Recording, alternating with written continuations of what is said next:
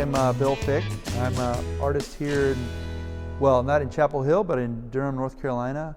I am a printmaker, and I teach in the art department at Duke University, where I've been teaching there for roughly 13 years now, I believe. I teach printmaking and drawing, and actually next semester I'm teaching a class in comics and poster design. So it's going to be a busy semester next semester. Let's see, I graduated from Duke as an undergrad back in '86, and then I went on to get my MFA from UNC Greensboro in 1990, where I actually was a painting major. There really wasn't a print major, but I actually did mostly printmaking while I was there. But I did also do painting because that's what I got my MFA. But so since 1990, I consider myself having been being a professional artist since 1990, and my focus is printmaking, and even more focused than that, I'm a lino cut artist. I consider that's my primary medium is lino cut, and I think, not sure exactly why that came about, but I think of all the printmaking techniques that I studied, that was the one that I really took to. From the very beginning. I liked etching, but I just really liked the carving component to lino cut, and I didn't really get into woodcut, probably because with woodcut you have to keep your tools really sharp, and you have to learn how to sharpen tools, and I never learned how to do that. So I just use speedball disposable blades with my lino cut. So anyway. So I focus on lino cut. The work that's going to be in the exhibit here at Frank Gallery will be lino cuts.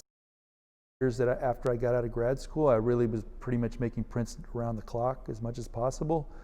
It's kind of like all I did. So I was able to build up a nice body of work, kind of define myself within this print community in the South, and then I did a little teaching, and then around, let's say 1995, I moved to New York City. I got a North Carolina Arts Council grant, and that allowed me to make some work up in New York. And then after I made that work, the work I made there was with a contract printer, and we made some large lino cuts, or I carved them and then he printed them, my friend Perry Tymason. Anyway, so what happened was that I really liked it up there, so I decided to, after that project, I ended up moving to New York. And I was up in New York for 8 years as a practicing artist, trying to do what I could to get by. I taught at Pratt Institute as an adjunct faculty. And it was an amazing opportunity to be in a great art community. I met tons of artists, lots of printmakers. And then from there, I traveled a fair amount, did a lot of workshops. Taught a lot of workshops in other locations. But then after 8 years, got to the point where I was getting to where, okay, am I really going to be able to, live in New York? Because I started to make a little money, and then once you start making a little money when you're a poor artist, then you get in trouble because it puts you into a different category. So I didn't have, so really I was starting to feel like, well, I don't know, this is gonna be tough to hang in here as a middle class artist. So, and also I got married at that time, and my wife, we didn't have we loved New York, and it was an amazing place, and we had lots of great friends, but it just seemed like we really needed to make a change. And we didn't really have a plan. However, I did have obviously contacts in North Carolina, so we moved to North Carolina. My wife's from Philadelphia. And so we thought, well, we can go to North Carolina. I had family here, and I had lots of contacts in this area, so that made sense for us to come here.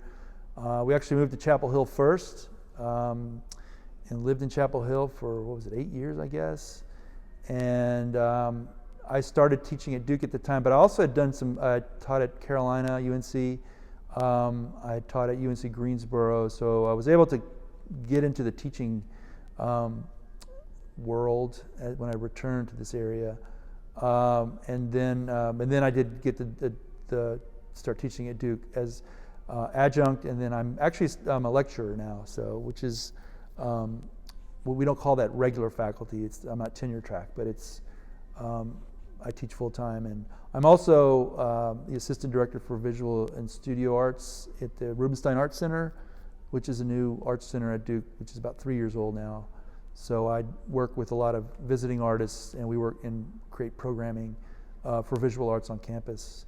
But anyway, that's sort of like the rundown in terms of my sort of bio and living situation. In terms of my art, my work is based on lots of different things, but at the moment it's really focused on comics, mostly older comics, Silver Age comics, 1950s, 60s comics, and also in sort of pop culture imagery,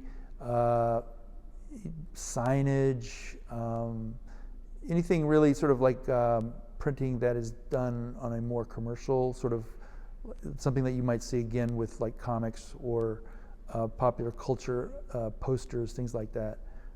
The images that I'm showing in the show are what I'm calling them, they're these like comics that are for a New America kind of thing, where they're not characters in a real comic. They're sort of, if they were in a comic, maybe they, and they're not in the greatest of shape. They're kind of beat up looking characters, having some rough times, and it sort of reflects what's been going on with COVID.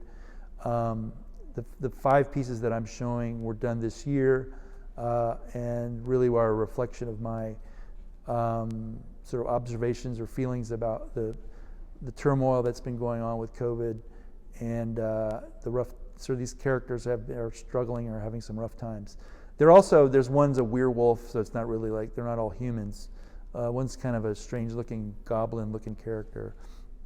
But anyway, they're I like to call them comics, characters in comics, but they really aren't from a real comic. So I'm just using that as a tool for me to create with and work on with a theme and subject that I'm very interested in.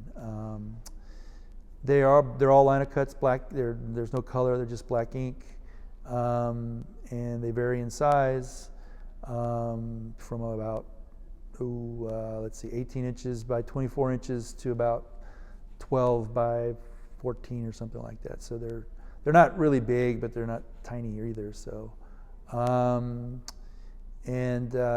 but they are a part of a series that I've been working on for many years now that are based on these sort of created characters that don't really have there's no real story, but they sort of reflect a kind of down and out sort of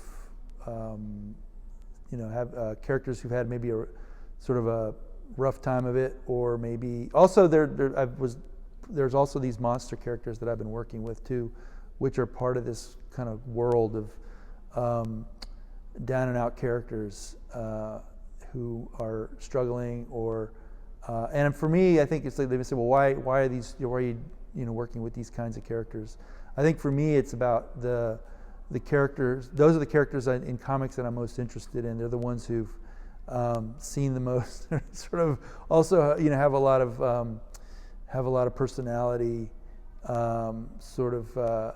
I'm not so interested in the hero characters. I'm a little more interested in the villain characters, the characters that maybe are more misunderstood, and these reflect those kinds of characters.